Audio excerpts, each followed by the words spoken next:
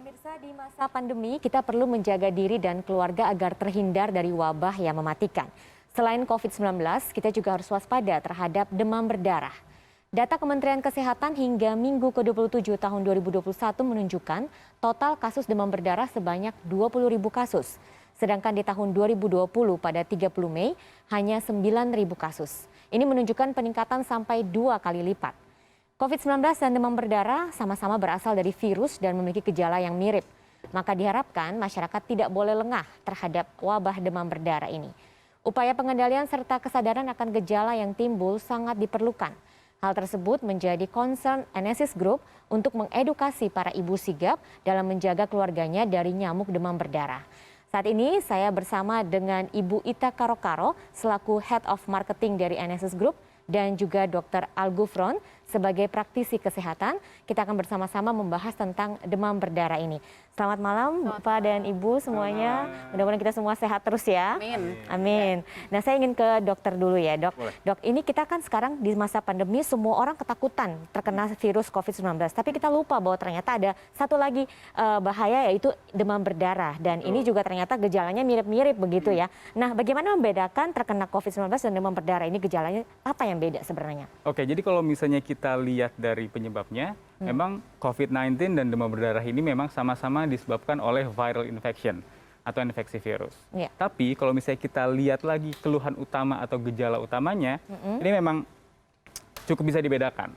Kalau COVID-19 ini memang gejala utama atau keluhan utama pada penderitanya itu biasanya di saluran pernafasan. Jadi muncul batuk, nyeri tenggorokan, Iya. anosmia atau kehilangan penciuman gitu ya, sampai sesak nafas.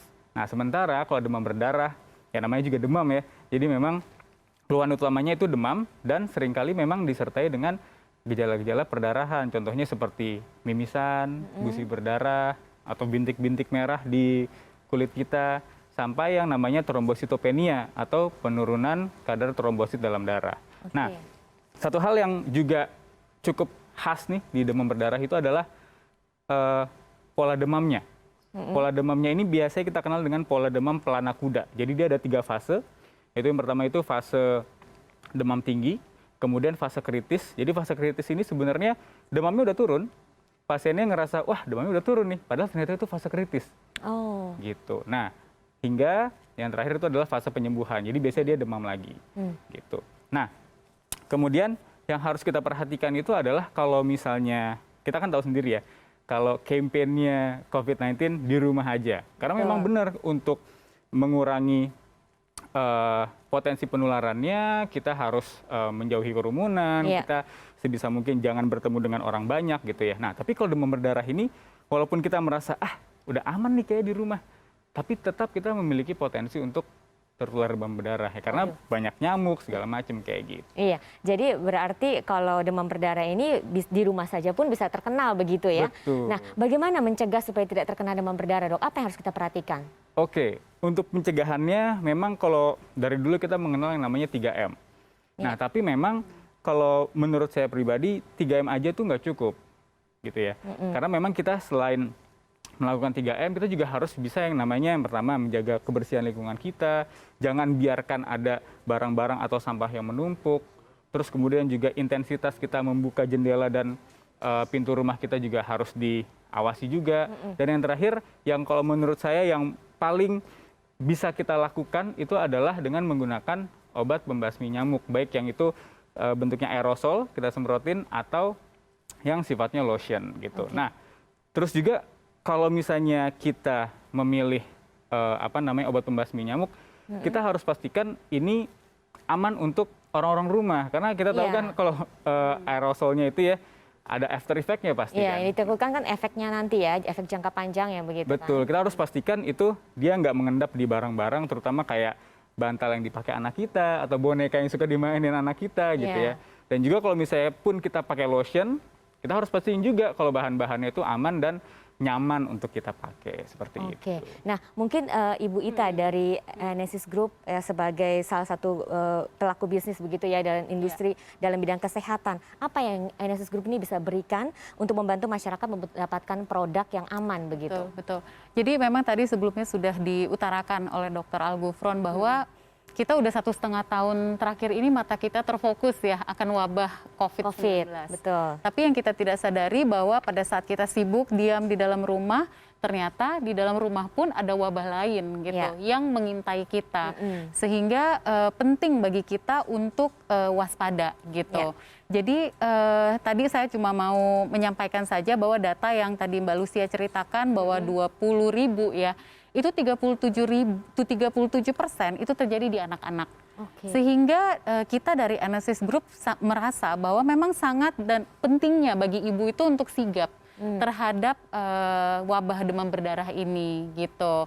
Jadi yang terjadi adalah kita memang memberikan solusi supaya ibu itu di rumah pun dia bisa sigap dengan cara menyemprot atau membunuh nyamuk itu.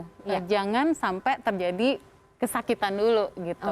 Tapi seperti tadi yang dokter katakan bahwa produk-produk yang digunakan sebaiknya amanah. Ini bagaimana? Nah itu, jadi dari Enesis Group yang kita berikan adalah aerosol dan juga lotion anti nyamuk dalam 2 sediaan yang aman. Jadi untuk aerosol itu sendiri kita punya Force Magic.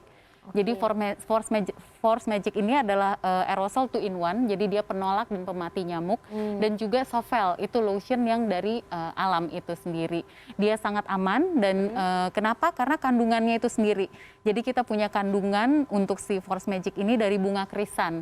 Yang tadi begitu disemprotkan, dihirup itu tidak menyesakkan paru-paru, tidak membuat rasa sesak. Kemudian untuk Sovel itu sendiri dia aman karena terbuat dari daun. Begitu diaplikasikan untuk pemakaian di luar rumah, itu anak-anak bisa merasakan ya, bahkan kita sendiri dan anak-anak bisa merasakan itu lembut formulanya, tidak lengket di kulit dan aromanya pun sangat alami.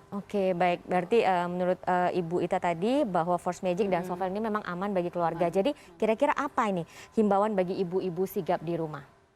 Untuk ibu-ibu di rumah untuk menjadi sigap, mereka harus pastikan mereka itu tidak lengah, waspada, memberikan yang terbaik dan aman buat jaga keluarga di rumah, jangan sampai sakit. Dengan cara menyediakan produk-produk yang pastinya aman, Mbak, untuk keluarganya gitu. Yang pertama di dalam pemakaian di dalam rumah. Jadi pada saat kita diam di rumah, kita harus pastikan bahwa semua pojok-pojok rumah kita itu bebas dari nyamuk, apalagi nyamuk demam berdarah. Kita semprotkan si aerosol Force Magic ini gitu ya, di pagi dan sore hari gitu.